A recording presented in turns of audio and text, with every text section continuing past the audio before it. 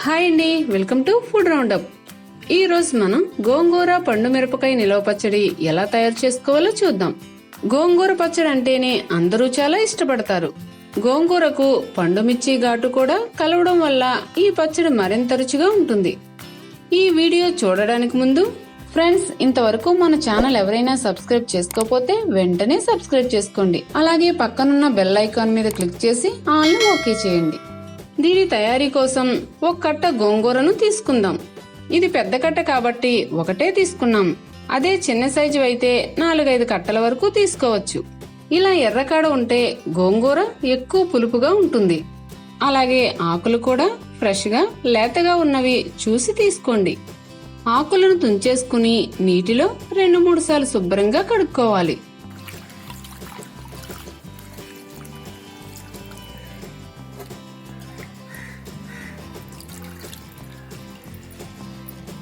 వీటిని క్లాత్ మీద వేసుకుని ఎండలో తడిపోయే వరకు 15 నిమిషాల పాటు ఆరబెట్టుకోవాలి.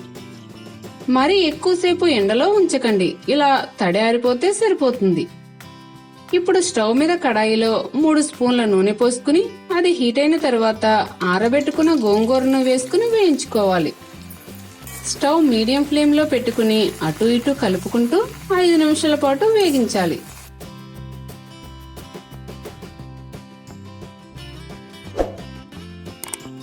ఆకంతా కూడా బాగా వేగి ఇలా నూనె సెపరేట్ అయి కనిపిస్తున్నప్పుడు బయటకు తీసేసుకుని చల్లారనివ్వాలి. ఇప్పుడు ఆవపిండి కోసం మరొక కడాయిలో 2 స్పూన్ల ఆవాలు, 1 స్పూన్ మెంతులు వేసుకుని వేయించుకోవాలి.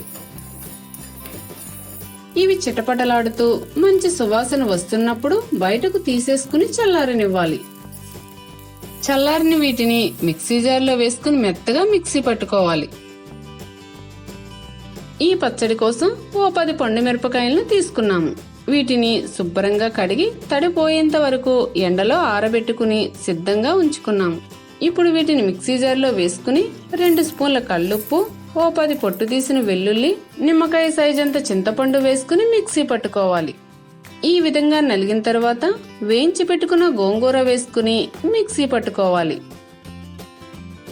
దీనిలోనే 1/2 స్పూన్ ఆవాలు, మెంతుల పొడిని వేసుకుని బాగా కలుపుకోవాలి. ఇప్పుడు దీనిని బయటకు తీసేసుకుని పైన మూత పెట్టుకుని 1 రోజు పాటు ఊరనివ్వాలి.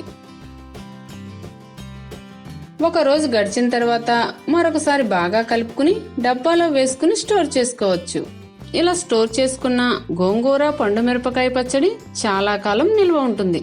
ఈ పచ్చడిలోకి తాలింపు కోసం 2 స్పూన్ల నూనెలో 8 వెల్లుల్లి, 1/2 స్పూన్ ఆవాలు, 1/2 స్పూన్ జీలకర్ర, కొద్దిగా కరివేపాకు, కొద్దిగా కొత్తిమీర వేసుకుని వేయించుకోవాలి.